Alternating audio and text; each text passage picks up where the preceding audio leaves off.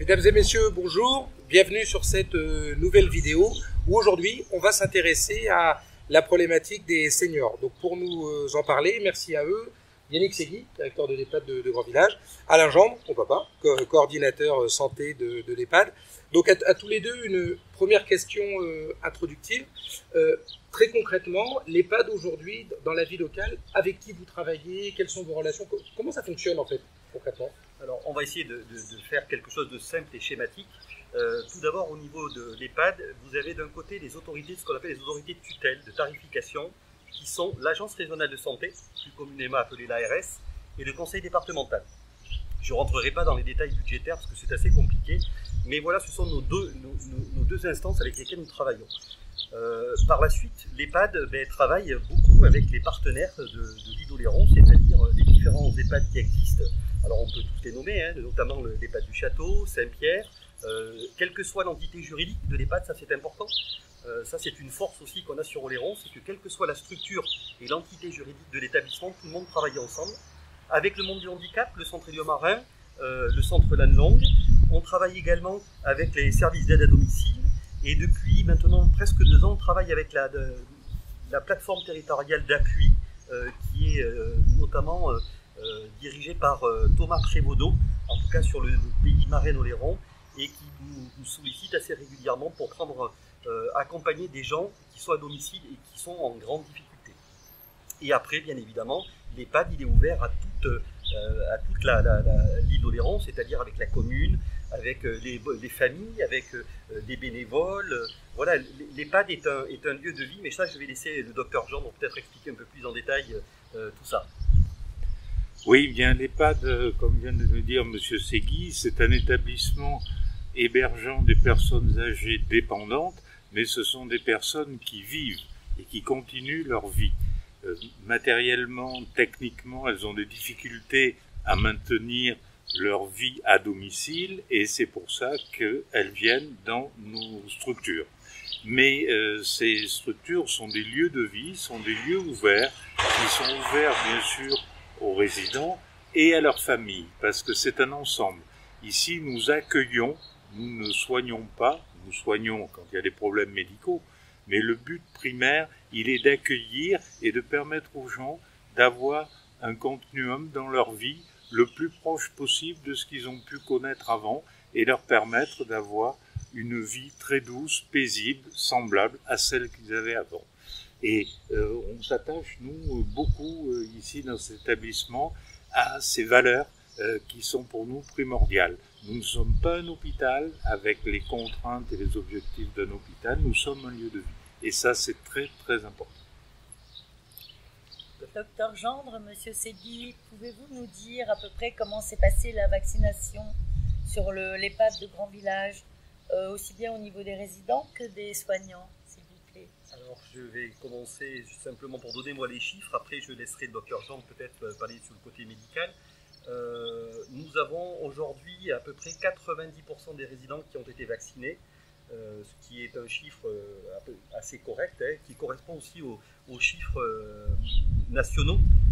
Alors, juste pour quelque chose d'important, récemment, nous avons entendu au niveau des médias nationaux que 100% des résidents des EHPAD étaient vaccinés. C'est pas le cas, parce qu'il y a eu une petite erreur dans les calculs. Ils ont compté aussi la dose surnuméraire qui était souvent donnée à des gens extérieurs, et c'est pour ça que ça avait fait gonfler le chiffre. Voilà, la moyenne c'est 90% sur l'EHPAD. Au départ, peu de salariés étaient convaincus de la vaccination. Malheureusement, nous avons eu un cluster dans la structure au mois de mars, et aujourd'hui on peut se glorifier d'avoir à peu près plus de 60% des salariés vaccinés, ce qui est plutôt satisfaisant pour nous, parce que c'est vrai que les soignants, même pour le vaccin de la grippe, en règle générale, sont très peu favorables. Alors, je ne vous donnerai pas les raisons, on ne les connaît pas, après ça appartient à chacun, mais effectivement, aujourd'hui, 60% des salariés sont vaccinés. Oui, pour revenir sur les vaccinations et ce taux-là en détail, il faut tenir compte 100%, c'est impossible. Ça, ce sont des chiffres médiatiques, mais qui n'ont aucune valeur. Pourquoi? Parce qu'il y a forcément des contre-indications médicales, et là, en l'occurrence, nous, on a 5 résidents qui ne sont pas vaccinés, et sur les 5, il y en a 3 qui ont des contre-indications médicales au vaccin, quel que soit le vaccin. Donc, On ne peut pas faire 100%, c'est absolument pas possible. Et les salariés ont compris, donc la majorité, 60%, l'intérêt pour eux, bien sûr, mais aussi pour les autres. Parce que pour arriver à convaincre les gens de se faire vacciner, il faut arriver à les convaincre que c'est un acte citoyen. C'est-à-dire on se vaccine pour soi, un petit peu égoïstement, mais on se vaccine aussi pour protéger ses semblables, ses parents, ses collègues, etc. Et les résidents, bien sûr, dont on accompagne la vie au quotidien.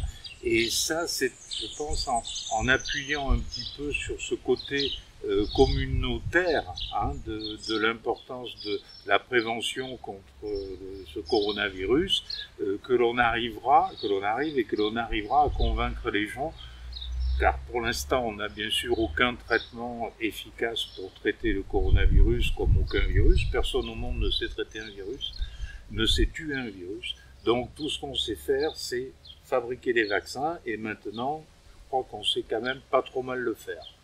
Il est évident qu'on entend tout et à peu près n'importe quoi sur les toxicités des vaccins. Quand on voit les risques, par exemple, d'un vaccin que je ne citerai pas, mais qui est très controversé actuellement, où ce vaccin fait beaucoup moins d'effets secondaires que la pilule que prennent toutes les dames qui ont des embolies pulmonaires beaucoup plus fréquentes que celles provoquées par le fameux vaccin. Oui, alors puisqu'on vient d'en revenir à l'actualité avec la vaccination, moi j'avais envie de vous demander à l'un et à l'autre comment l'épidémie a été vécue ici, quelles ont été ses conséquences à la fois sur les résidents, sur le personnel et aussi sur les familles. Ça, c'est un vaste sujet, on pourrait en discuter pendant plusieurs heures. En priorité, il y a une chose importante à dire, c'est que à la fois les salariés, l'ensemble de l'équipe a été extraordinaire, parce que ça a été quand même, le président de la République a dit un mot que j'ai trouvé fort à l'époque, il a dit c'est une guerre, mais ça a été le cas, parce que quand on le vit à l'intérieur, vraiment ça a été une guerre. Donc il y a eu une solidarité au niveau des équipes exceptionnelle, une compréhension des familles, mais vraiment à toute épreuve, qui ont quand même, alors il y a eu des moments difficiles, ils n'ont pas compris les mesures qui pouvaient être prises, des protocoles mis en place, mais il y a eu vraiment un soutien de beaucoup de familles, et surtout des résidents, il ne faut pas qu'on les oublie, parce que c'est eux qui ont été les plus courageux aussi, parce qu'ils ont accepté tous les protocoles qu'on a mis en place. Donc il y a eu plein de choses, on a senti une solidarité dans cette époque-là, où tout le monde s'est serré les coudes. Vous voyez, on a eu, je vous dis, malheureusement, le virus est rentré dans l'établissement.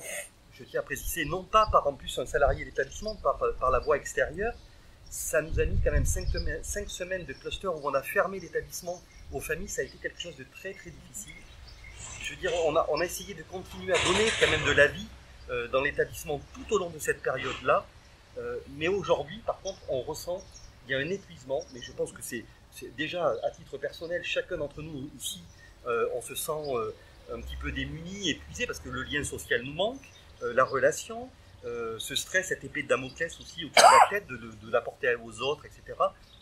Là, nous avons, nous, attiré avec Alain, on a insisté même au niveau des autorités, de l'ARS notamment, et le département, qui l'ont bien entendu, sur l'épuisement général des équipes.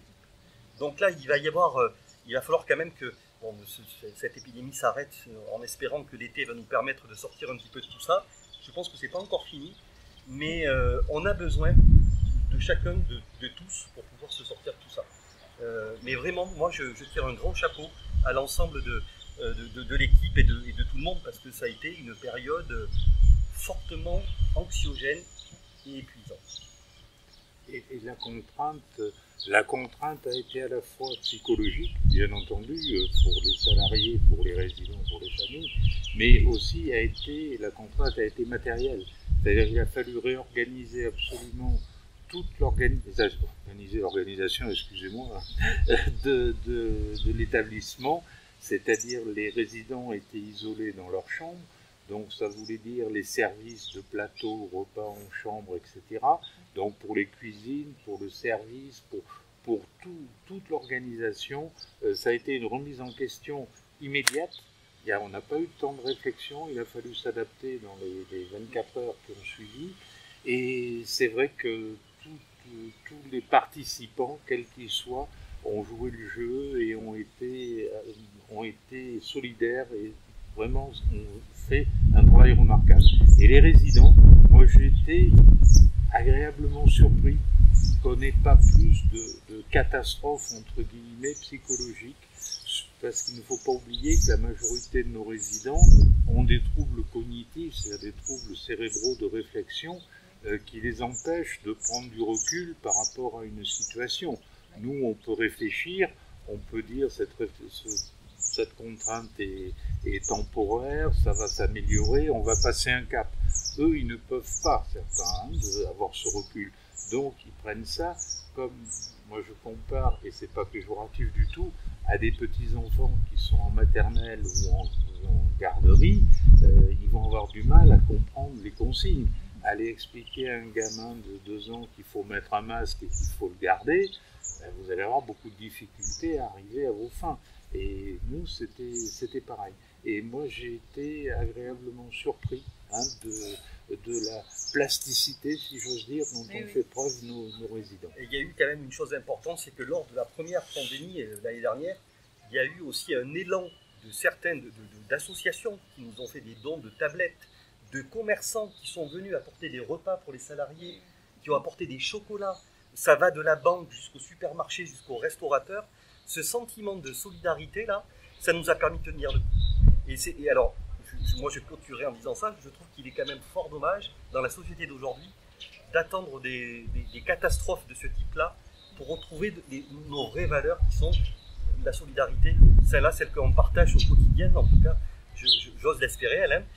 Mais c'est vrai que là on a senti cet élan-là et ça nous a permis de tenir le coup, parce que ça fait quand même plus d'1 an qu'on est dedans, ce n'est pas fini et j'espère qu'on va en sortir rapidement.